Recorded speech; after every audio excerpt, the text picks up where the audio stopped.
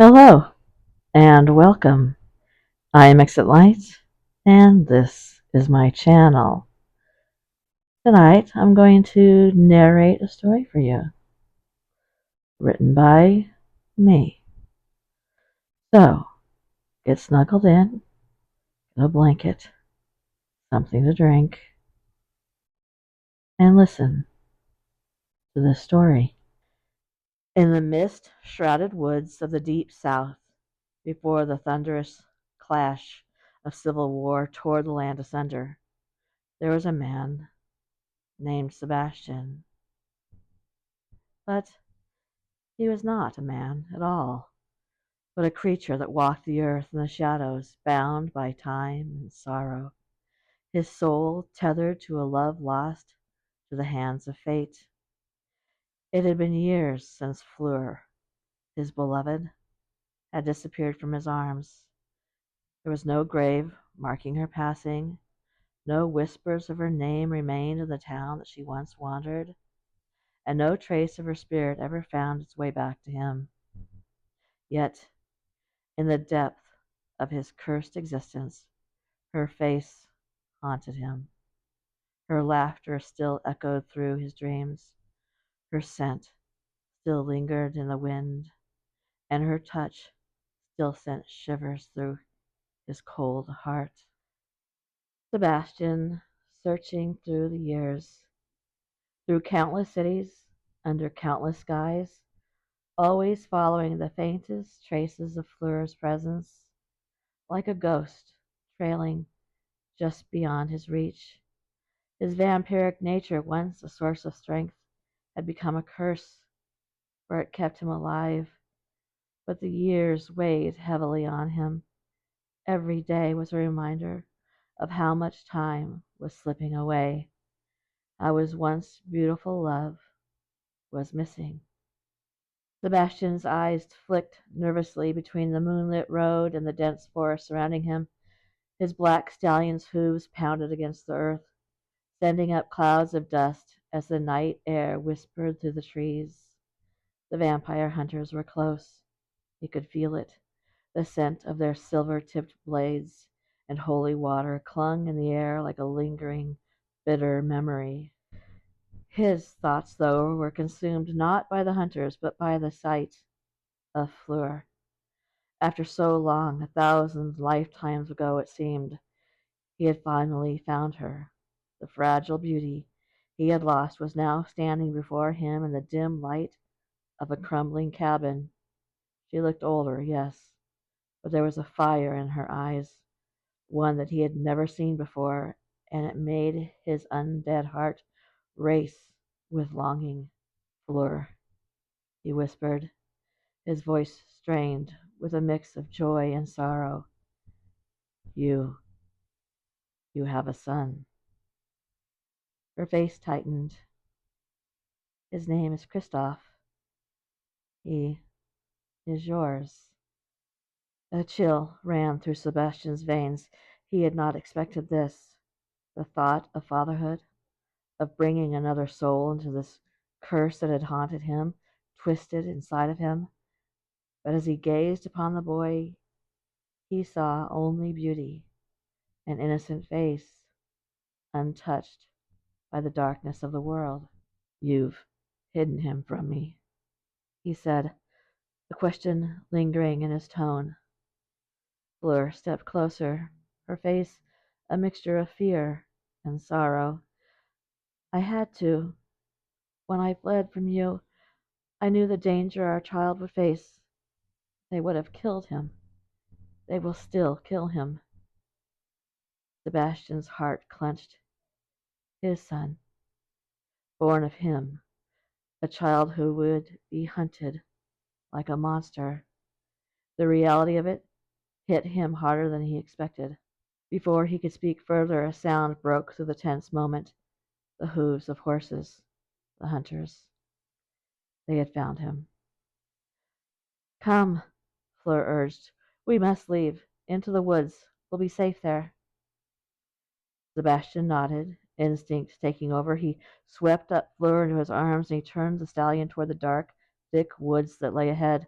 The sound of pursuit faded into the night as they rode deeper and deeper into the shadows, a place where only the most ancient creatures of the earth dared to roam. Fleur had built a cabin among the towering trees.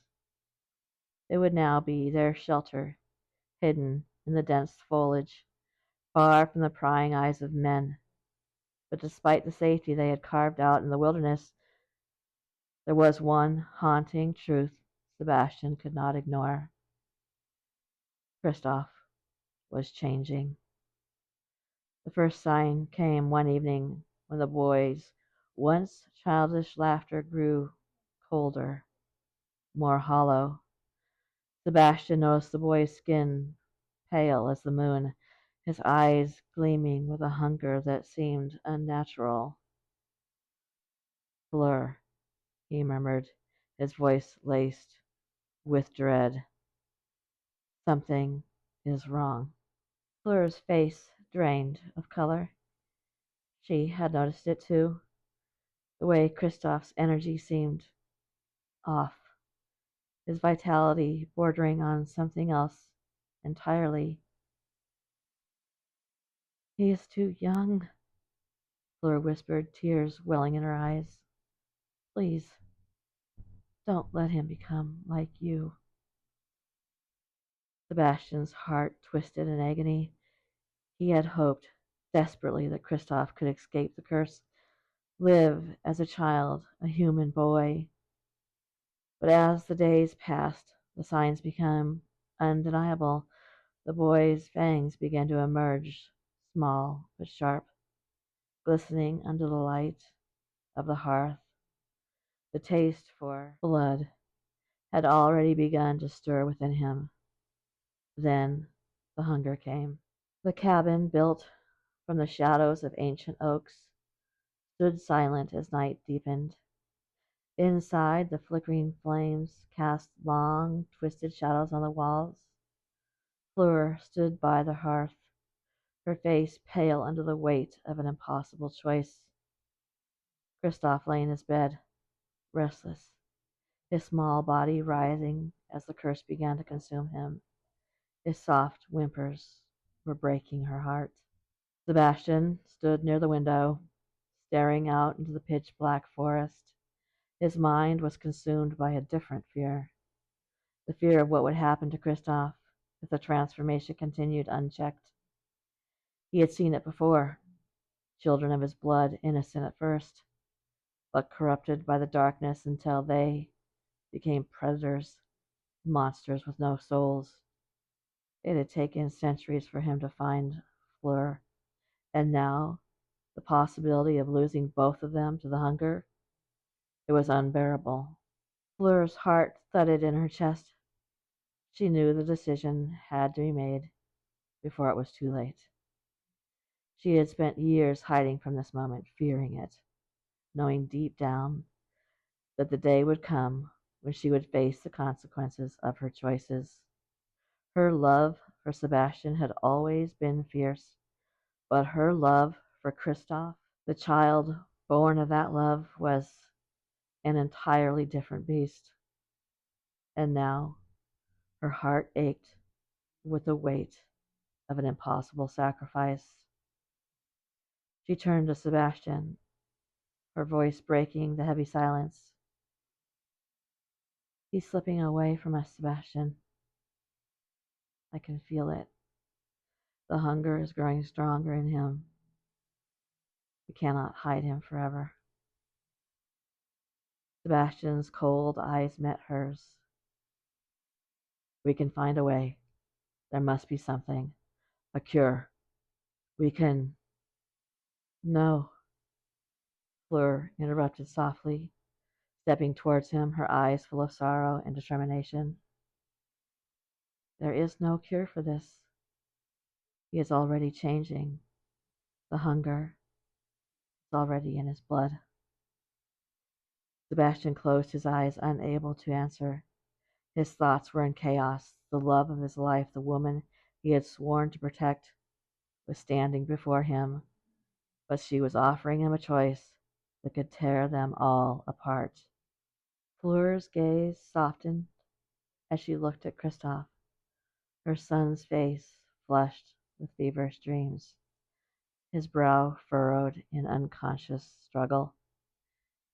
I've lived for so long with this fear, she said, her voice barely a whisper, of losing him, of losing you.